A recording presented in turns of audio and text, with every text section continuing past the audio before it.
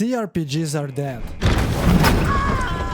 That was the sentiment from 2004 to 2013. For nearly a decade, the genre was practically silent. But now, with CRPGs more popular than ever, how did we get here? From radio silence to the mainstream success of Baldur's Gate 3, proving that CRPGs can reach a mass audience and claim every major game award. This is the story of the CRPG Renaissance. But first, where did it all go wrong?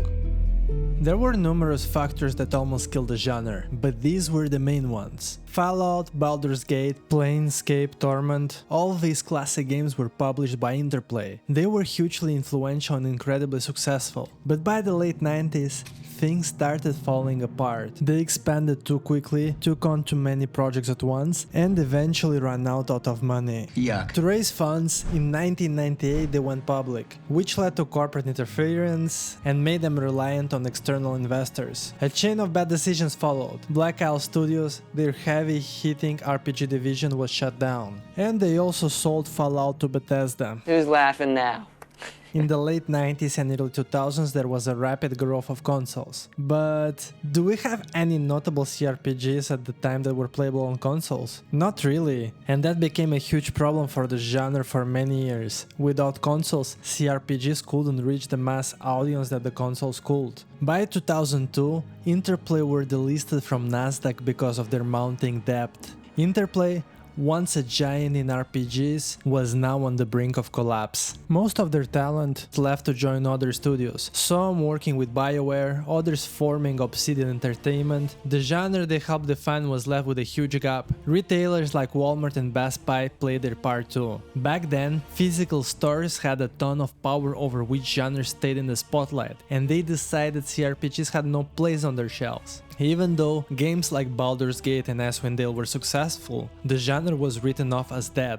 Josh Sawyer, the director of Fallout New Vegas and Icewind Dale, summed it all up like this: "I can't stress enough how often I'd hear a retail rep declare a genre-style look was dead with zero supporting data. Truly vibes-based forecasting, which resulted in self-fulfilling prophecies. See, the thing we refused to stock didn't sell well. No one wants these games anymore." And that was despite the fact that isometric classical RPGs were financially successful. Baldur's Gate 1 and 2 were incredibly successful. They were the essence of BioWare that we love, and Icewind Dale was also a financial hit. But despite that, the retailer's prophecy came true. For nearly a decade, there wasn't a single notable release in the genre. Nothing, it was just silence, with the only exception as expansion for Neverwinter Nights, Mask of the Betrayer. But something was about to change. There is hope, however.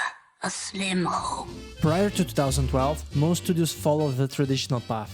First, pitch a demo. Second, secure a deal with a publisher. And third, make sure you had a deal with retail distributors. If a game landed a deal, it got the funding and the shelf space. No shelf space, no game. Looking back from 2025 when pretty much everything is digital, it's kinda funny. But back then, chain stores had a lot of control over what games even got made. That started to change with the rise of digital storefronts and the new kind of funding. Crowdfunding started out small, mostly for personal or weird little passion projects. But in 2012, that all shifted. Suddenly, a bunch of industry veterans jumped on Kickstarter, promising to bring back the types of games big publishers had stopped caring about. One of these projects was Wasteland.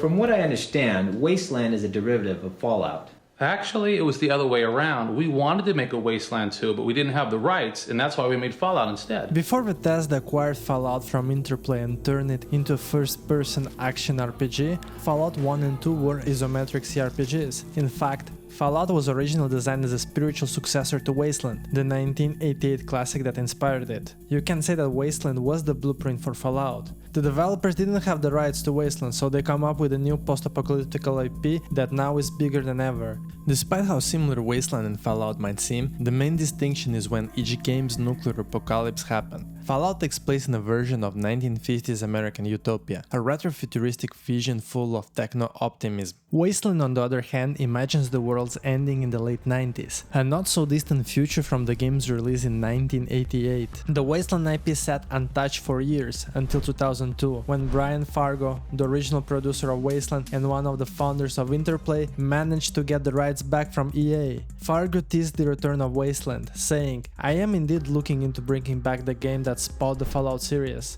Stay tuned, but it will take at least another decade before anything really happens." We would like it to be a first-person shooter.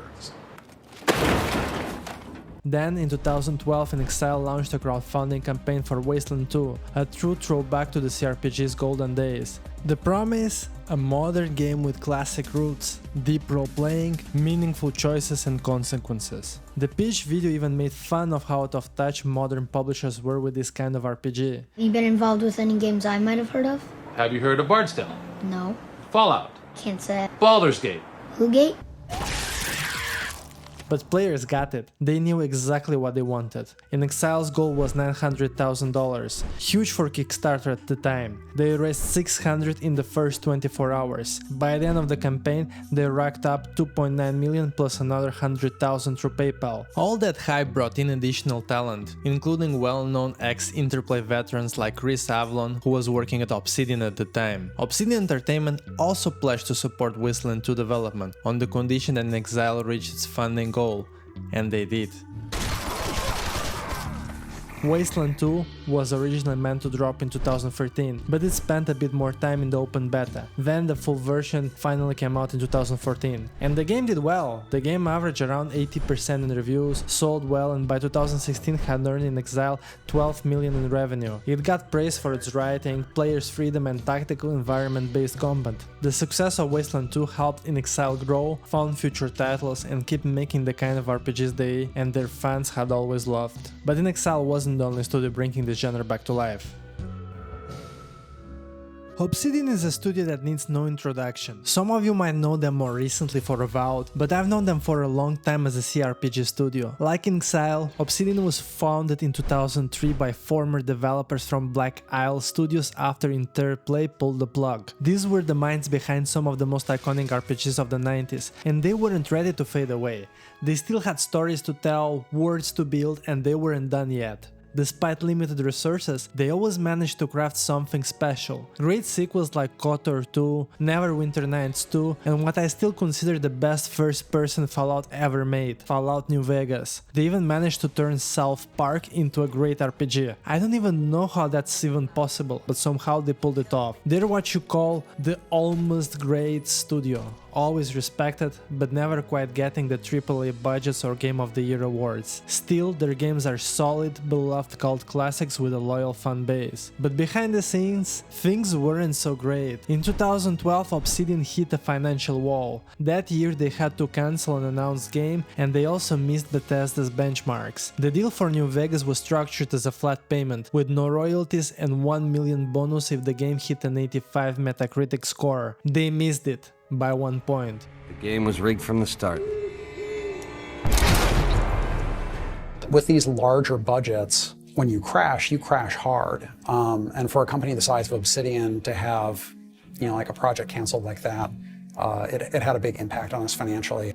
Without a new project or proper funding, Obsidian was close to shutting down. That's when Josh Sawyer, the creative director of New Vegas, asked the big question: why keep relying on publishers when they could pitch directly to players? What if they went to Kickstarter? At first, the studio wasn't sure, but when inXile found success with Wasteland 2, the debate was over. It could be done. So Obsidian took the leap. With their dream project, a spiritual successor to Baldur's Gate, they called it Project Eternity, and it struck gold. Their founding goal was 1.1 million. They raised 4. That money saved the studio. In the documentary Road to Eternity, they confirm if the campaign had failed, Obsidian would have shut down. The backers played a huge role in shaping the game, pushing for a return to classic CRPG mechanics. What they come up with was Pillars of Eternity, a traditional isometric RPG with real time with pause combat, deep role-playing mechanics, and dialogue with meaningful choices and consequences. What made Pillars of Eternity stand out to me was its deep and pretty grim philosophical storytelling. I especially like the concept of the Watcher, the main character who can talk to dead souls, and the way the game explores the nature of the human soul. From questions of fate and identity to the ethics of soul manipulation, Pillars is packed with heavy philosophical ideas. It's also very lore-heavy, and a big chunk of the story is told through world building and exposition. It's not the easiest to digest, since it doesn't follow a traditional character-driven narrative and leans heavily on text and background information. Some people love that, some don't, but if you're not ready for it, it might feel too slow. Still, I think it's a great game. The best way to enjoy it is to take your time with it. If you're willing to go at its pace, it might turn into something really special. From there, Obsidian will go on to release 2 more CRPGs, but even with critical praise and a passionate fanbase, it wasn't a smooth sailing.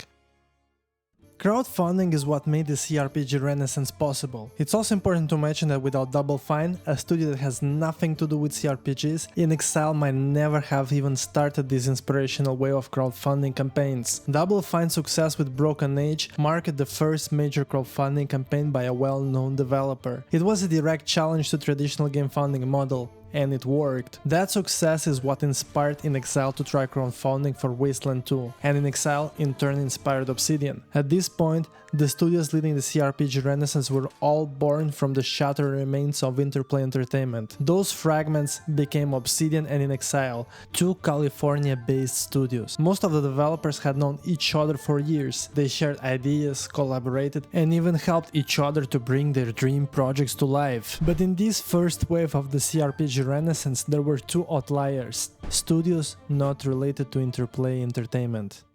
At first, Harebrained Schemes wasn't even in the CRPG game. It was founded as a mobile game studio, but its founder, Jordan Wiseman, had a very different vision. Wiseman had already launched at least 5 game design companies, and most importantly, he was one of the original creators of the Shadowrun tabletop RPG. Shadowrun is wild. It's a setting that somehow fuses high fantasy with cyberpunk, where elves and orcs hack into corporate mainframes, dragons run Fortune 500 companies, and magic collides with mega corporations. It was originally developed by FASA Corporation, one of Wiseman's earlier ventures, but after FASA shut down following a Microsoft acquisition in 1999, Shadowrun largely vanished. The only game to see the light of day from this gaming rights acquisition was Shadowrun 2007, a poorly received first-person shooter that lacked both RPG elements and a single-player campaign. Instead, it offered a Counter-Strike style multiplayer experience that alienated the core Shadowrun audience. Predictably, it failed to sell well, and Microsoft quietly abandoned it within a year. Sorry, alright? But Wiseman wasn't done with Shadowrun. With his studio, Harebrained Schemes, he managed to reacquire the rights to make new games, and in 2012, following the Kickstarter success of Double Fine, inXile and Obsidian, Harebrained launched a campaign of their own. This is Harebrained Schemes? Hi, Kickstarter! Their goal was 400,000. They raised 1.8 million with over 36,000 backers, a huge success. Wiseman described the experience of developing the game alongside a passionate community like this. Very different than the usual development. It's like a higher-wire act with no net. It keeps us very focused and scared to death. Shadowrun Returns was the first entry in what will become the Shadowrun trilogy. I think Shadowrun Returns felt more like a proof of concept, a glimpse of what the Shadowrun series could become. In my opinion, it lacked depth. While it didn't offer the deepest role-playing systems, the tone, the world building, the style, they were all spot on. And one standout feature, a built-in level editor. Players could create and share their own campaigns, giving the game real longevity. Shadowrun is a truly unique CRPG series, one that gets better with each release. However, if you only plan to play one game in the series, not the entire trilogy, you might want to start with Dragonfall instead of Returns.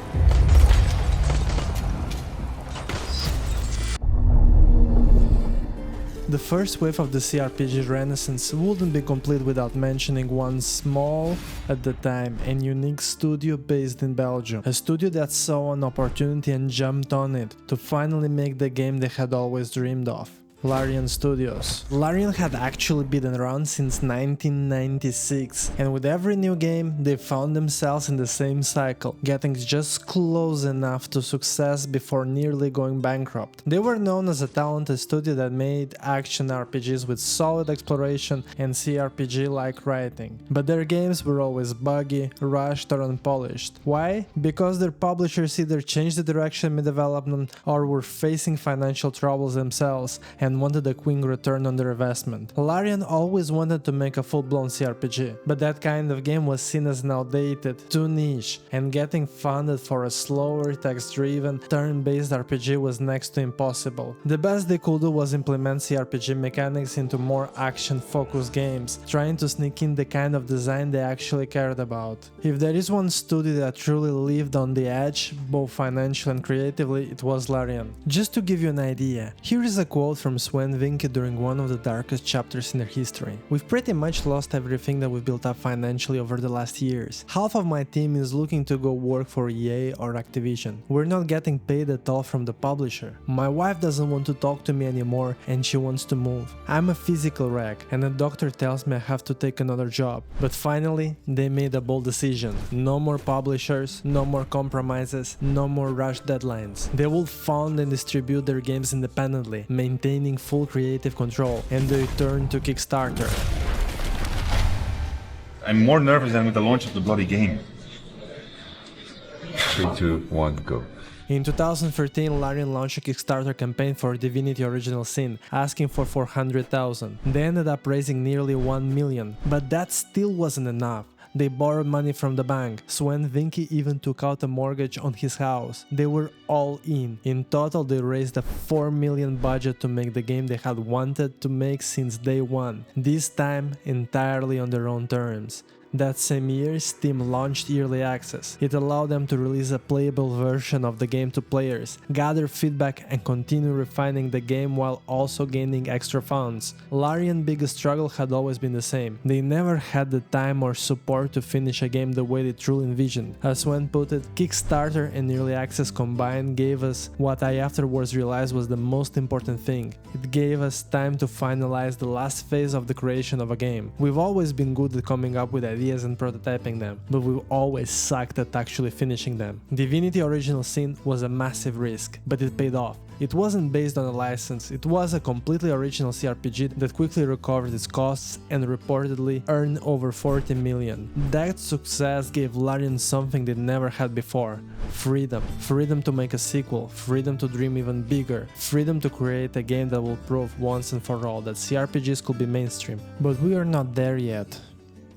Obsidian, inXile, Harebrained, Schemes and Larian had kicked off a strong first wave of the CRPG Renaissance. These studios were newcomers. They were led by veterans who had been part of the genre since its golden age. Obsidian and inXile had roots in the old Interplay days. They knew the genre inside and out. Harebrained came from the world of tabletop RPGs, and Larian had been trying to make the dream game since the late 90s. Their success proved something important. You could make a niche RPG with complex storytelling, tactical combat, and deep systems and still be successful. They showed that you didn't need a major publisher and that no genre is ever truly dead, as long as there are players who still care. All of it happened almost simultaneously, with their key games releasing in 2014. But that was just the beginning. Their success sparked the second wave, one that will carry the momentum forward, bringing in new developers, more ambitious projects, and even bigger risks. However, despite all the optimism, we have to acknowledge one thing. This renaissance was largely driven by a deep longing for the good old days of traditional RPGs. It was fueled by nostalgia. Many of the most successful titles were Peach's spiritual successors, the Baldur's Gate successor, the Fallout that could have been, the return of Shadowrun. But here is where the big question starts to form. Is nostalgia alone enough to revive the genre? The first wave of the CRPG Renaissance didn't just bring back old legends, it inspired a new generation of developers to take their own shot at the genre. They were new to it, but their impact was undeniable. Let's start with Owlcat Games. Founded in 2016 in Moscow, Russia, Owlcat began as a subsidiary of the Dutch publisher My Games. Initially, they worked on MMORPGs, but they had different plans. In 2018, they made the leap into CRPGs with their debut title, Pathfinder Kingmaker. Pathfinder, based on the Pathfinder tabletop RPG system. If you're unfamiliar with Pathfinder, it's a tabletop system very similar to older editions of Dungeons & Dragons. It's heavier on rules, more intimidating for newcomers, but it allows for greater character flexibility and depth. Pathfinder Kingmaker was founded through Kickstarter and even had Chris Avellone involved in its development. The game hit its funding goal, but its launch was rough. Bugs and design quirks held it back, and the initial reception was mixed, but even then, it was clear this was an ambitious, feature-rich game, especially for a brand new studio tackling what many still saw as a niche, high-risk genre. Over time, through patches and updates, Kingmaker evolved into a deep and beloved CRPG with a loyal fan base. Unfortunately, its console port was never fixed, and never will be, since Owlcat doesn't hold the rights to Kingmaker anymore. However, Kingmaker sold over 1 million copies, and it served as a proof of concept. Owlcat could make Pathfinder games, and more than that, they could make CRPGs. That success allowed them to raise funds for a sequel, gain full independence from their publisher, and eventually relocate to Cyprus, where the studio is now officially based. Despite the rocky start, they had laid the foundation for something much bigger, and in 2021, with Wrath of the Righteous, they proved it wasn't just beginner's luck. Mechanically, it's one of the deepest and most complex CRPGs out there. From a buggy debut to becoming an independent developer, and now even expanding into publishing, Owlcat wasn't just trying to catch up to the CRPG veterans, they were just as impactful, writing the genre's next chapter. While Owlcat represented a more traditional path into the genre, starting with an established tabletop RPG series and gradually growing into a major player, the next studio couldn't have been more different. No experience in game development, no big publisher, just a group of artists, writers and musicians, who somehow ended up making one of the most celebrated RPGs of all time. One of the most unusual studios to emerge during the second wave of the CRPG Renaissance was Aum. At the center of it all was an Estonian novelist, Robert Kurvits, who would go on to serve as the lead writer and designer. Since 2001, Kurvits had been part of a rock band called Ultra Melanchool, and according to legend, during a particularly drunken evening, as the band was struggling financially, they started imagining a strange, politically charged, fantastical world. That wild night of brainstorming eventually became the foundation of everything they'd go on to build. They brought in Alexander Rostov, an oil painter, to help flesh out the visual style of the setting. Eventually, Robert Kurvits and friends like Alexander Rostov and Helen Hinperry, a writer and creative collaborator, developed and played a homebrew D&D inspired tabletop campaign to flesh out the world of what will become one day Disco Elysium. Inspired by those sessions, Kurvits wrote the novel Sacred and Terrible Air in 2013. Unfortunately, it sold poorly, only about 1,000 copies, far from the breakout success he had hoped for. During this time, Kurvits went through a difficult period of alcoholism and depression, but eventually managed to pull himself through. After hitting rock bottom, he had an idea to give this rich and underappreciated world another chance. Zaum was founded in 2016.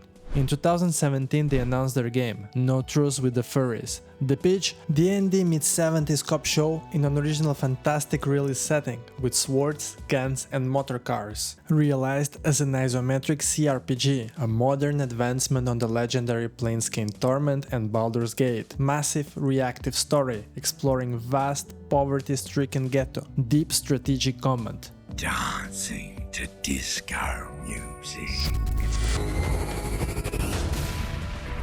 Well, the whole deep strategic combat thing and the swords might not have made to the final cut, but what we did get is a detective game like no other. That game will go on to become Disco Elysium. The game wasn't crowdfunded, but the majority of the funding came from an Estonian businessman, Margus Linnamäe, which will become an issue later on when he decides to cash in his shares, but for now the game was made. And Disco Elysium didn't just succeed, it exploded. It became one of the most critically acclaimed RPGs of the modern era. IGN compared it to The Witcher 3 and Red Dead Redemption 2. GameSpot awarded it a 10 out of 10, their first perfect score in years. What set Disco Elysium apart was the writing. It was a masterclass in dialogue, character and interactive storytelling. It tossed out the traditional combat loop in favor of deep conversation systems, internal monologues, and a world that bent and shifted around your choices. And most notably, it embraced failure. Missing a skill check didn't mean game over. Often it meant something even better. You didn't lose, you failed forward,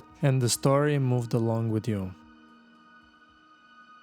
At this point, the CRPGs genre looked healthier than ever. It wasn't just a handful of new games, there was an entire wave. Big, small, experimental, traditional. It felt like the dark ages were finally over. The genre was back. Right? Well, not quite. Yes, these were good games, some of them even great, but not all of them were a financial success. And despite this surge in quality, some troubling signs started to appear. While new studios were emerging, others were already beginning to stumble. Sales didn't always meet expectations, the hype wasn't what it used to be, and slowly the cracks began to show. These studios were thriving during the height of the CRPG Renaissance, but fast forward to today and only a few of them remain independent, still making CRPGs. It was starting to look like a powerful wave of nostalgia might be wearing off.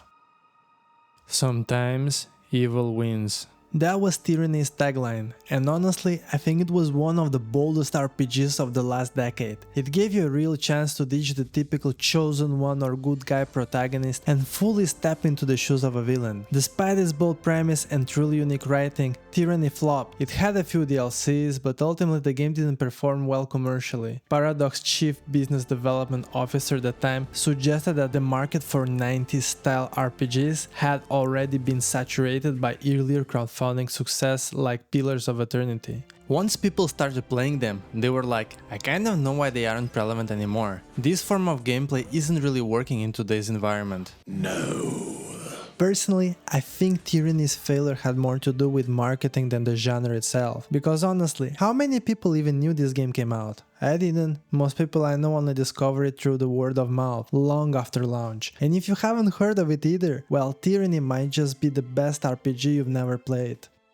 While Obsidian was starting to show signs of struggle, Larian Studios was quickly becoming the shining beacon of the CRPG genre with Divinity Original Sin 2. Now it's debatable whether the game truly broke out of its niche, but there is no denying it did some serious heavy lifting of the genre. Original Sin 2 reportedly grossed over 105 million. That's a huge win for a CRPG. And when you compare it to Obsidian's approach to a fantasy setting, the contrast is striking. Larian's world was brighter, more colorful. It didn't cling to the 90s era art style, and most notably, the combat was turn-based, built on a unique system of dual armor types and elemental interactions. Every character had physical and magical armor, each protecting against different types of damage and status effects. But what really set it apart was the environmental creativity. Oil spills could be ignited, water could be electrified, poison clouds could explode. Every encounter felt like a sandbox puzzle with dozens of potential solutions. Larian didn't just try to recreate the past.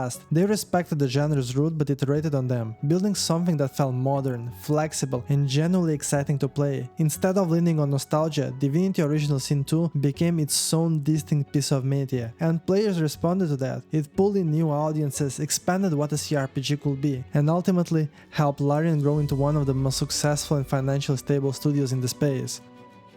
A few years later, Obsidian released Pillars of Eternity 2. And here's the strange part. In my opinion, the game was actually better than the first in almost every aspect. Production quality, world building, dialogue delivery, you name it. But despite all of that, it didn't have the commercial success it deserved. It led to some serious soul searching at Obsidian. George Sawyer, the game director, had this to say. Is it because the first game satisfied the existing need and the audience just wasn't interested in the second? Is it because awareness was lower for the sequel? Is it because despite the strong reviews and strong sales for the first game, people didn't really like it? Maybe it's a combination of all these things. After that fire, Sawyer talked a bit more about the challenge of the game's development and how he felt creatively limited. Sawyer said, honestly, I have to say it felt like the most compromised games I worked on were Pillars of Eternity 1 and 2. Because when I came back to that format, I was like, oh, I work on those two Icewind Dale games, and then I work on Neverwinter Nights 2, and now I have a bunch of new ideas for how differently I will do it if I were doing it on my own. But they were crowdfunded games and the audience was like, no, we want D&D. We want exactly the same experience as the Infinity Engine games. When asked if he'd consider developing a third game in the series, Sawyer mentioned that he would, but only if he could figure out why the second game didn't succeed. I'm sure some of the people reading this think they know precisely why that fire sold worse than Pillars 1. I don't have that confidence, which is one of the several reasons why I'm leery about trying to direct a sequel. I couldn't give our Obsidian's audience the game that they wanted, and without understanding where I went wrong, I will be guessing at what the problems are and how to remedy them.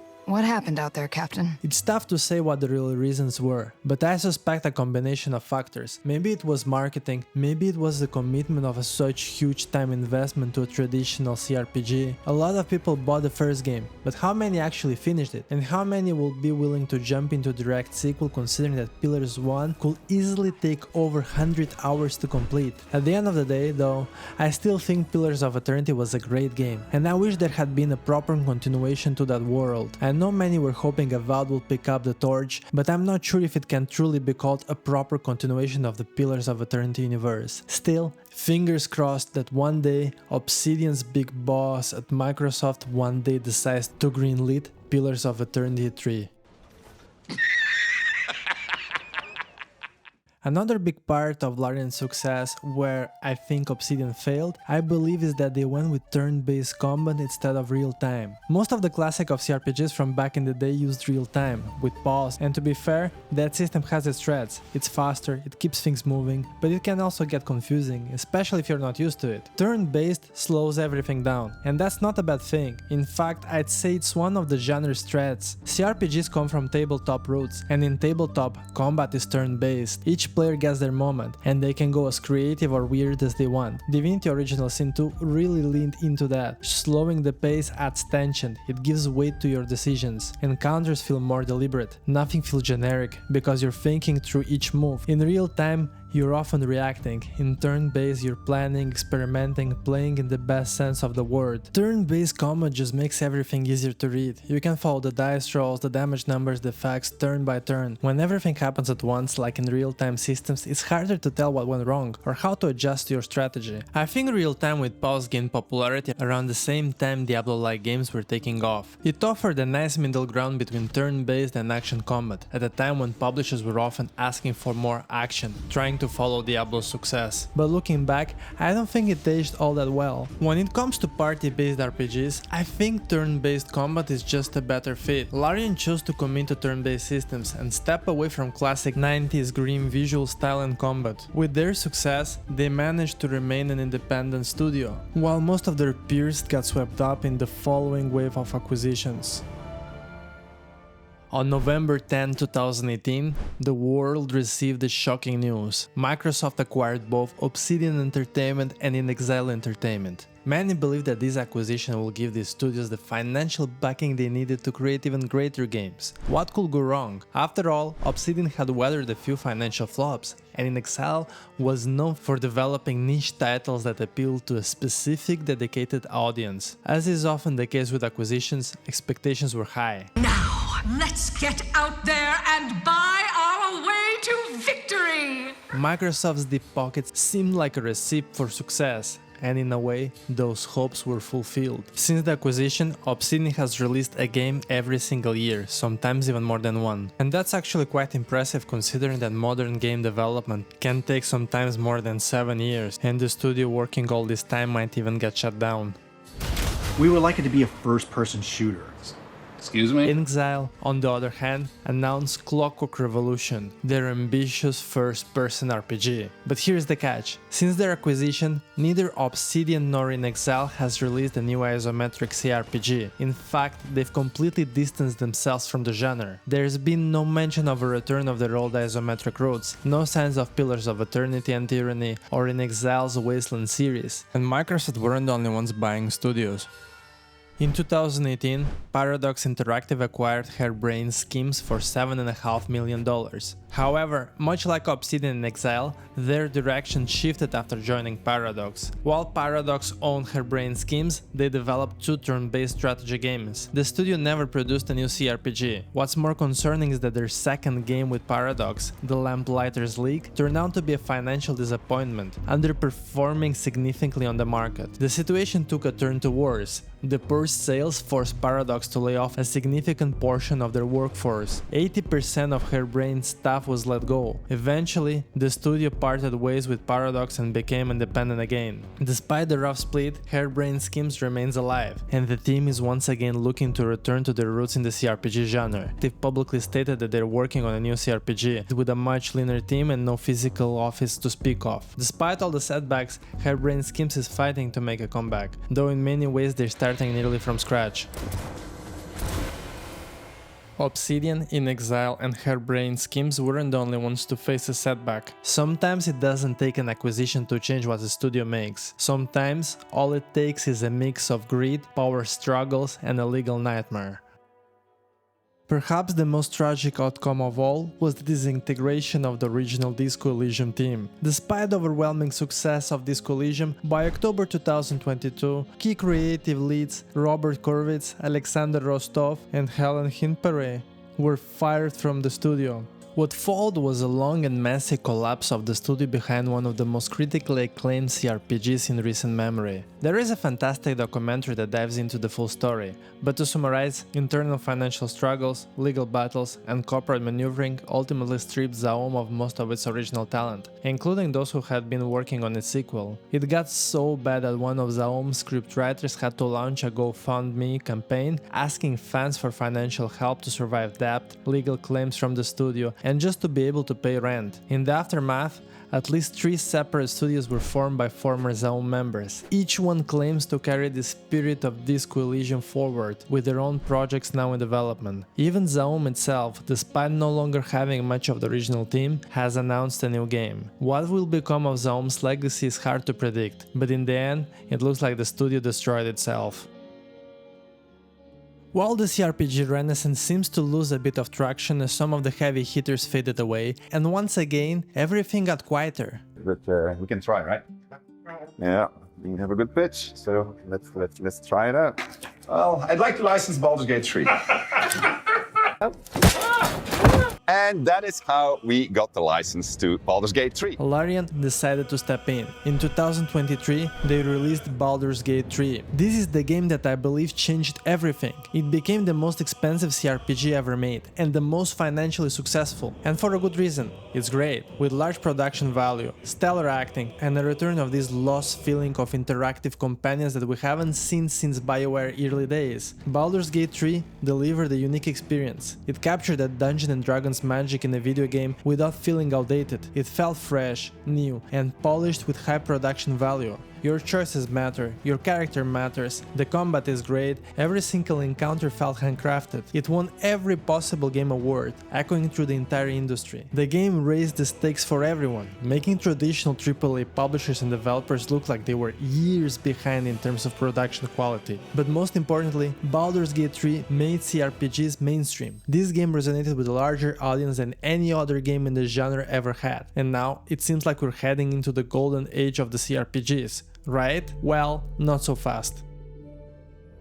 While Larian's success is well earned and well deserved, they've set the bar incredibly high for everyone else. Later, in 2023, when Owlcat released Rogue Trader, many players still reeling from Baldur's Gate 3 experience were quick to compare it. Complaints poured in about the lack of the same level of acting, dialogue delivery, and cutscenes that had become synonymous with Larian's blockbuster hit. Let me be clear, Rogue Trader is a great game, but Baldur's Gate 3 raised expectations to such a degree that it became the new standard. Now, no matter how well crafted a game is, it's hard to avoid comparisons, especially when Baldur's Gate 3 feels like a benchmark for the genre's future. In an interview, Owlcat's founder commented on Larian's success formula. Baldur's Gate 3 has a gigantic budget. Few studios can actually afford this, let alone put so much money into an isometric game. I know this was already the second game for Larian that was a hit or miss situation. When you invest all your money in one shot and then wait to see if this hits or not, good for them. They are brave people and it is clear that they are not doing this in vain. But again, we can't invest say 200 million to make BG3. We don't have that kind of money yet.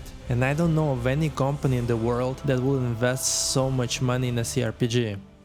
It's a massive risk for anyone who tries to develop games like Larian. Larian works on an unprecedented scale. Each game is an all-in investment and that commitment really shows. Despite these high stakes, Larian's success is a great thing. However, it also adds an additional layer of pressure on them. Will they be able to deliver something new on the same scale? Or even better? What will the next setting be? We already know that it won't be Baldur's Gate 4. Larian parted ways with Hasbro, the holder of the Dungeons and Dragons IP, and confirmed it will not be developing any DLCs, expansions or sequels sequels for Baldur's Gate. However, it seems like Hasbro are letting someone else to take the reins for BG4. Larian is moving on to something different. We're gonna take all of that energy and convert it into something new, something shiny, something big.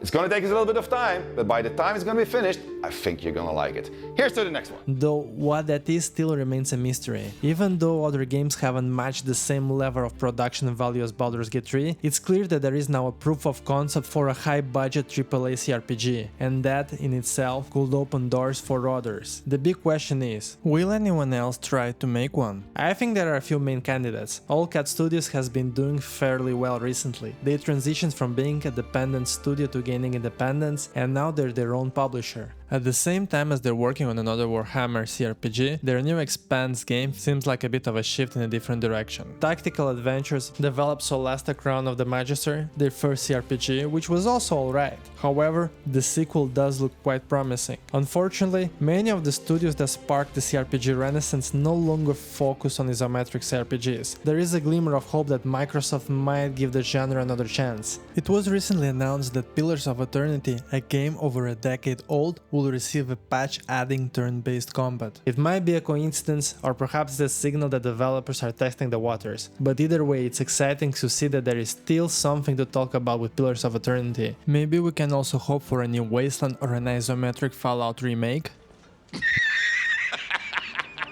The CRPG Renaissance was a unique movement that flourished thanks to crowdfunding, the decline of traditional distributors, and the rise of digital distribution platforms. While we may feel nostalgic for the days of physical media, we certainly don't miss the distributors who decided what could and couldn't make it to the store shelves. New distribution methods, early access, and more direct consumer involvement gave these games the platform they needed to return. As we look to the future, there is hope that we might be entering a golden age of CRPGs. A once-upon-a-time niche genre proved that it can be mainstream and have a broad market appeal. At the end of the day, I believe that as long as players continue to want these games, the studios will follow. Despite the current success of the genre, time has shown that nostalgia alone isn't enough. For a project to truly succeed, there must be innovation, creativity, and vision driving it. Are we entering a new golden age? I hope so. Yes, celebrate your fortunes. But remember that they are lost as quickly as they are gained.